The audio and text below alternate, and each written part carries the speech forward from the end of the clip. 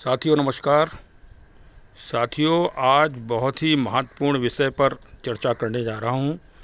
ये सामने दिव्य पौधा आप देख ही रहे होंगे, बहुत ही सुंदर और आकर्षित, अपने आप को सबको लुभाने वाला, शानदार जिसे कहा जाए। ये पहचान रहे होंगे आप इस पौधे को। ये साइकस रिवोलोटा है, साइकस पाम। इसके और भी कई नाम हैं, जैसे सागो पाम, सीको पाम, और देहाती भाषा में कंघी पाम भी कहते हैं। कंघी पाम इसलिए कि इसके जो पत्ते ये होते हैं ये कंघी की तरह हार्ड होते हैं। और आजकल जो इसमें विशेष सावधानी की ज़रूरत है, और जिसके कारण इसी बीच में मैंने ये आप लोगों के लिए वीडियो बना रहा हूँ और स्वयं भी ज्ञान प्राप्त कर रहा हूँ कि इसमें इस समय मई माह में, अप्रैल मई में पत्ते निकलते हैं नए नए। ये पत्ते देखिए, बहुत ही मुलायम और सुंदर पत्ते निकले हैं इस वाले में। ये आप देख रहे होंगे। ये हमारा पौधा करीब 20-22 साल पुराना है। बहुत ही अच्छा पौधा है, स्वस्थ, एकदम स्वस्थ पौधा है। ये करीब 20-22 साल पुराना पौधा है। इसका ये तना भी देखिए, काफ़ी अच्छा डेवलपमेंट इसका हुआ है। और इसी में इसके पफ्स आते हैं और उन्हीं पफ्स के द्वारा हम पौधे दूसरे बन जाते हैं। तो इस पौधे का ऐतिहासिक महत्व भी बताना बहुत आवश्यक है, क्योंकि तभी जो है उसको पूरा सम्मान प्राप्त होगा। साइकस तो सभी लोग सुनते हैं और आकर्षित है, इसलिए सब लोग इसकी तरफ आकर्षण रहता है इसका। लेकिन ऐतिहासिकता के बारे में बहुत ही कम लोग जानते होंगे। एक तो सबसे बड़ी विशेष बात यह है कि इस पौधे में मेल और फीमेल दोनों पाए जाते हैं। एक पौधा मेल होता है और एक फीमेल होता है।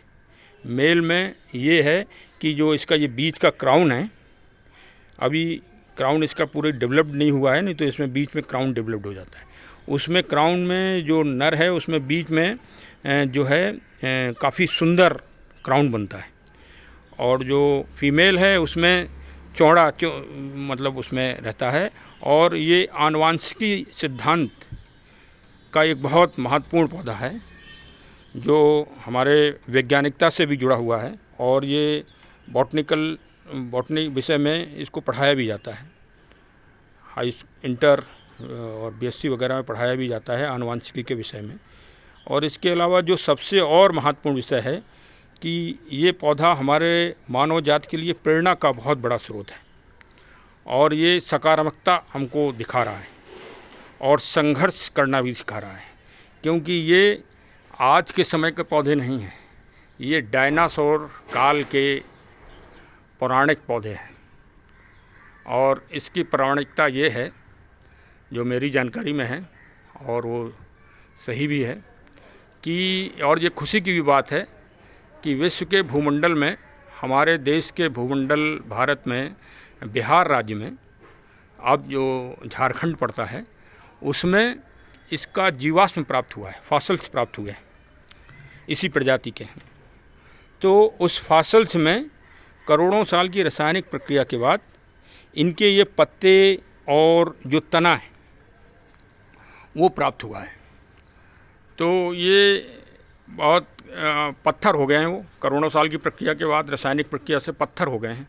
और उनमें क्योंकि ये पाम है तो इसमें अंदर जो है स्पंदन है, और उसी तरह का उस पत्थर में भी एक एक चीज़ देखने को मिल जाती है कि ये इसके रेशे हैं, ये स्पंदन है, और बिल्कुल पत्थर में उसी तरह से पत्ते हैं, ये डंठल हैं, और बहुत ही मतलब हम एक ज्ञानवर्धक भी है वो, और हमारे आपके लिए प्रेरणा का स्रोत है कि बताइए कितना संघर्ष, जलवायु, वातावरण, प्रदूषण, सबसे संघर्ष करने के बाद भी अपने अस्तित्व को बचाए हुए हैं।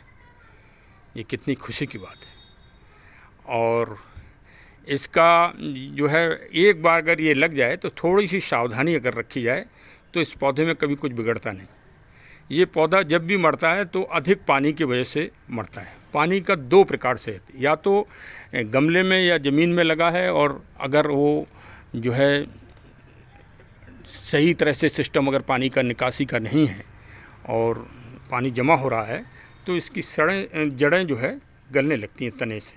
और दूसरा एक और होता है कि जैसे ज़्यादा बारिश हो रही है और या ऐसी जगह आपने इसको रख दिया कि जहाँ पानी इसके ऊपर क्राउन में गिर रहा है, तो क्राउन अगर इसका डैमेज हो गया तो समझ लीजिए कि फिर वो तना तक डैमेज होता जाता है और फिर बचता नहीं।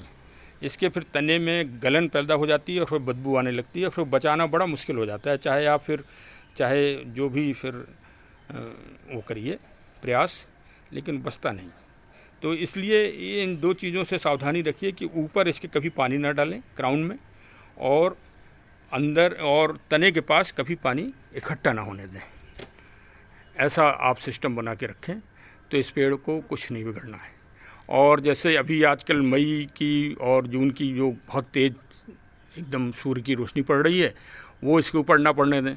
उससे पेड़ मरेगा तो नहीं, लेकिन पत्ते आपके ख़राब हो जाएंगे और पत्ते जल जाएंगे, सुंदरता ख़त्म हो जाएगी।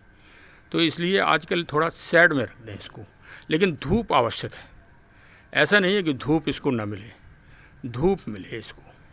और इसका प्रोपगेशन दो ही तरह से होता है, या तो बीज से होता है, लेकिन करीब 25 साल के आसपास जब पौधा हो जाता है तब इसमें बीज की प्रक्रिया चालू होती है। इसीलिए तो ये इसको हम कह रहे हैं कि ये अब जो है दुर्लभ होता जा रहा है, दुर्लभ है, और इसकी रक्षा हम लोगों को करना चाहिए। और क्योंकि 25 साल में इसके बीज आते हैं। और हाँ, एक ज़रा आसानी है इसमें कि जो इसके कंद लगते हैं, पप्स जो पैदा होते हैं, उनके द्वारा इस पौधे का डेवलपमेंट आसानी से हो जाता है। पप्स को लेके और बालू जो सफ़ेद वाली होती है उसमें लगा दीजिए, वो भी मार्च अप्रैल में, और लगा के हल्का सा उसमें पानी देते रहिए। वो पप्स जब आप इस तने से निकालेंगे तो उसी के साथ पप्स के नीचे हल्की सी जड़ भी निकल आती है। सावधानी से कैंची से, मतलब किसी तेज़ चाकू से उसको काट लीजिए तो फिर जो है उसका डेवलपमेंट हो जाता है। ये देखिए, मैंने ये लगाया था, ये छोटा सा पौधा मैंने लगाया था उसी पप से काट के, और ये लग गया है, ये लग गया है। अब जो सावधानी इस समय रखना है वो ये रखना है कि जो पत्ते निकलते हैं इसमें इंसेक्ट बहुत ज़्यादा जल्दी लगते हैं, और वो इंसेक्ट ऐसे होते हैं कि वो दिखाई भी नहीं देते, एक लावा की तरह होते हैं, तो वो पत्तों को नुकसान कर देते हैं, और पत्तों को नुकसान हो जाने से पत्तों की जो सुंदरता है वो ख़राब हो जाती है। देखिए, अब हम इसी के बगल में एक दूसरा पाम रखा है जो इसी के साथ का है, उसको भी 20-22 साल हो गए हैं। वो पिछले मार्च में उसमें नए पत्ते आए थे, लेकिन हम व्यस्तता की वजह से उसमें जो है कीटनाशक नहीं डाल पाए। तो देखिए, ये पत्ते आप देख रहे होंगे पीले पीले हो गए हैं। ये पीले पत्ते उस धूप की वजह से नहीं हो गए हैं, ये इसमें वो मतलब कीड़े लग गए। देखिए, अभी आप ही के सामने इसमें हम पेस्टिसाइड डाले दे रहे हैं। पेस्टिसाइड इस समय डालना बहुत आवश्यक होता है, क्योंकि अभी जो ये इसके पत्ते हैं ये बहुत ही मुलायम है, बहुत मुलायम एकदम। अगर थोड़ा इनको टाइटली वो कर दें टूट भी जाएंगे।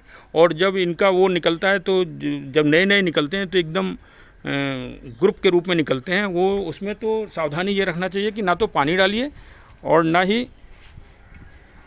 उनको छूइए उस समय, क्योंकि अगर आपने छू लिया तो वो एक भी जो वो है वो टूट जाएगा पत्ता, और पत्ता टूट जाएगा तो वो फिर बाद में बहुत बुरा लगता है, और वो आप समझिए कि 6 महीने के लिए वो आपके पेड़ की सुंदरता ख़त्म हो गई।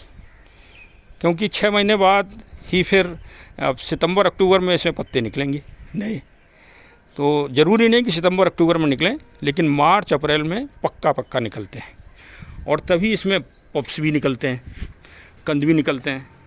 और इस तरह से हम इनकी रक्षा कर सकते हैं और इनको बढ़ा सकते हैं। बहुत ही आकर्षण है। नर्सरी में आप लेने जाइए तो 1000 पौधे अगर 100 पौधे रखे होंगे तो आपकी नज़र बरबस इसी पे जाएगी।